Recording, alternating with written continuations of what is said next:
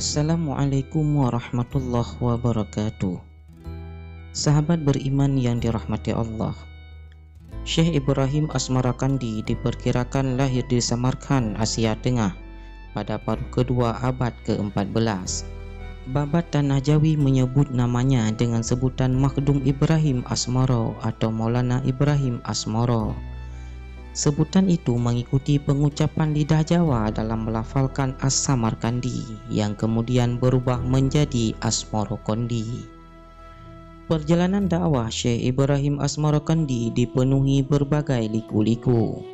Secara umum seperti yang dikemukakan dalam babat Gresik, perjalanan Syekh Ibrahim Asmarakandi dapat dijelaskan sebagai berikut. Ya Nabi salam alaika, ya Rasul salam alaika. Setelah melakukan perjalanan dari Persia menuju Turki, di sana beliau beserta keluarganya mendapat tugas dari Sultan Turki yaitu Sultan Mehmed I. Beliau diperintahkan oleh Sultan Turki untuk berangkat ke Jawa Dwipa untuk melakukan misi kenegaraan sekaligus misi dakwah. Dalam perjalanan menuju Tanah Jawa, rombongannya mampir di daerah Pasai. Dan ketika rombongan akan melanjutkan perjalanan menuju ke Tanah Jawa, Syekh Ibrahim Asmarakandi memutuskan untuk tinggal dikarenakan beliau nyaman dengan lingkungan sekitar. Akhirnya beliau diterima dengan baik oleh Sultan Ahmad sang penguasa Pasai. Dan beliau diangkat sebagai salah satu guru di kerajaan Pasai. Dan beliau juga dinikahkan dengan salah satu putri bangsawan Pasai yang bernama Retno Jumilah. Dari Retno Jumilah inilah lahirlah Ishaq Makhdum atau yang lebih dikenal dengan Syekh Maulana Ishaq. Setelah sekian lama tinggal di daerah Pasai, Syekh Ibrahim Asmarakandi telah sempurna hidupnya. Sebagai guru bagi masyarakat Pasai, sebagai suami dari putri bangsawan setempat dan dikaruniai seorang putra dari pernikahannya. Selama tinggal di Pasai, Syekh Ibrahim Asmarakandi sering mendapat laporan dari para pedagang yang kebetulan singgah di Pasai. Syekh, keadaan di Champa benar-benar menyedihkan, harus segera ditangani, kata seorang pedagang Gujarat kepada beliau. Syekh, harus ada seseorang yang berjuang demi masyarakat Muslim di Champa, dan orang yang paling tepat untuk pergi ke sana adalah Anda, Syekh, kata seorang pedagang dari Mesir. Syekh, saya akan menghadapi petinggi Muslim Cina. Saya akan pastikan Tuan akan mendapatkan jaminan keamanan di sana. Saya pastikan itu jika Tuan sudi membantu para Muslim di Champa, kata seorang musafir dari Cina. Dengan tekad bulat, akhirnya beliau melakukan perjalanan menuju Champa bersama rombongan kecil dari kerajaan Pasai. Begitu tiba di Champa, kedatangan Syekh Ibrahim Asmarakandi tidak disambut baik oleh Raja Champa. Karena memang Raja Champa tidak suka dengan ajaran Islam. Raja Champa sangat marah dan menghukum siapa saja rakyatnya yang beralih keyakinan. Begitu pula Syekh Ibrahim Asmarakandi diburu oleh Raja Champa untuk dijatuhi hukuman. Tidak tahan akan perlakuan Raja Champa, Syekh Ibrahim Asmarakandi pergi ke Gunung Sukasari. Belum sampai menemukan Syekh Ibrahim Asmarakandi, bersamaan dengan itu datanglah rombongan besar tentara Cina mendarat di Champa dan dipimpin oleh Laksamana Cheng Ho. Akhirnya tentara China melindungi rombongan Syekh Ibrahim Asmarakandi.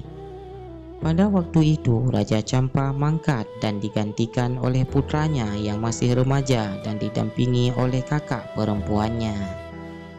Saat mendengar berita bahwa Raja Champa sudah meninggal, Syekh Ibrahim Asmarakandi langsung turun dari gunung menuju ke pusat kota Champa sambil dikawal oleh pasukan Cina di bawah pimpinan Laksamana Cheng Ho.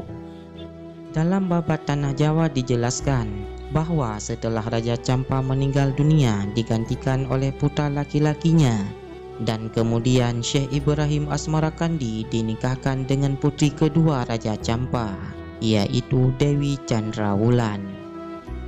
Pada sekitar tahun 1404 Masehi, Syekh Ibrahim Asmarakandi beserta kedua puteranya meninggalkan bumi Champa menuju ke tanah Jawa. Mereka berlayar menggunakan perahu menyusuri pantai Sumatera hingga akhirnya mereka singgah di pelabuhan Palembang. Setelah 3 bulan berada di Palembang, akhirnya perjalanan dilanjutkan menuju ke tanah Jawa dengan menggunakan kapal. Hingga akhirnya mereka sampai di pelabuhan Tuban yang tak kalah ramainya dengan pelabuhan Palembang. Pendaratan Syekh Ibrahim Asmarakandi di Tuban, lebih tepatnya di Desa Gesik dewasa itu, dapat dipahami sebagai suatu sikap kehati-hatian seorang penyebar dakwah Islam. Mengingat bandar Tuban saat itu adalah bandar pelabuhan utama Majapahit. Itulah sebabnya Syekh Ibrahim Asmarakandi beserta rombongan tinggal agak jauh di sebelah timur pelabuhan Tuban, yaitu di Desa Gesik, untuk berdakwah menyebarkan kebenaran Islam kepada penduduk sekitar. Kurun waktu penyebaran agama Islam yang dilakukan oleh Syekh Ibrahim Asmarakandi di tanah Tuban adalah antara tahun 1410 Masehi sampai 1425 Masehi. Tak lama Syekh Ibrahim Asmarakandi berdakwah di Tuban dan pada tahun 1425 Masehi beliau pun wafat dan jasad beliau dimakamkan di Desa Gesik Harjo, Kecamatan Palang, Kabupaten Tuban. Dengan beberapa metode dakwah yang dilakukan oleh Syekh Ibrahim Asmarakandi, tentu saja banyak sekali yang bisa kita petik hikmahnya. Dakwah yang disampaikan oleh Syekh Ibrahim Asmarakandi sangat luas, akan tetapi tetap berkisar pada masalah keislaman atau agama Islam. Dalam tujuannya adalah menegakkan tauhid dan upaya menjalankan syariat Islam dengan dilandasi oleh kitab suci Al-Quran dan hadis. Sedangkan dalam dakwahnya, Syekh Ibrahim Asmarakandi menekankan pada dakwah bil lisan dan dakwah bil hal. Hal ini dibuktikan bahwa apa yang telah diucapkan dalam ajarannya selalu ditandai dan diwarnai dengan perbuatannya. Beliau menasihati para santrinya tentang arti hidup di dunia ini menuju akhirat. Selama hidup di dunia, hendaklah orang itu berbuat amar ma'ruf nahi mungkar.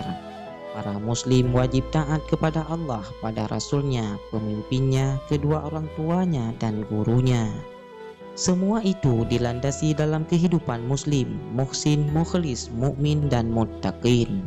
Dalam kehidupan sehari-hari diwujudkan dalam penekanan iman sebagai landasan, Islam sebagai kegiatan, dan ihsan sebagai hasil akhir untuk berbuat baik.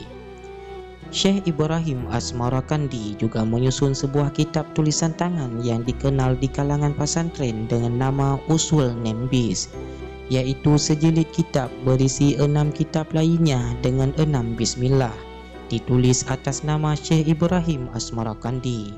Itu berarti sambil berdakwah menyiarkan agama Islam, Syekh Ibrahim Asmarakandi juga menyusun sebuah kitab. Terima kasih telah menonton video ini, dan semoga dapat kita ambil hikmahnya dari kisah perjalanan Syekh Ibrahim Asmarakandi. Wabillahi taufiq wal hidayah wa ridha wal inayah. Wassalamualaikum warahmatullahi wabarakatuh.